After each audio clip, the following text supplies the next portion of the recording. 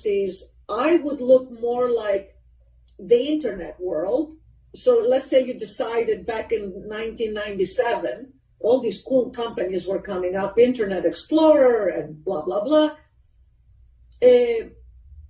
How much can I afford to lose to a business plan? You had these people being given money on a business plan, not actually executing on a business, just a business plan. And the right call was, again, within that profile, how much money, and within that, I would do the analysis the same way, which is looking at why is Google that just announced in 1997 they're going to get into that space.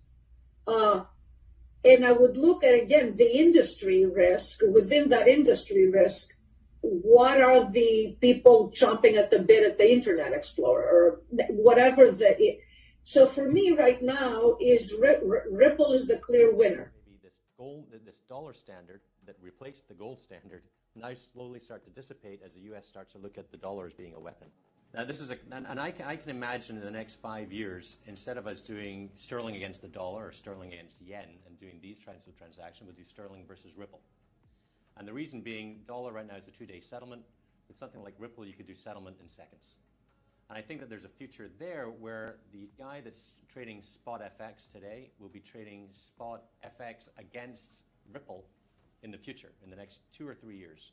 So I think that Ripple has a great future because it's right now supported by all the banks and by all the regulators.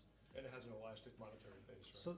So Well, if we take that and you go to the blockchain ledger, if you take that concept that you're discussing, I have no problem with it. I agree with it. But you're talking about money. You're talking about transaction, medium of exchange.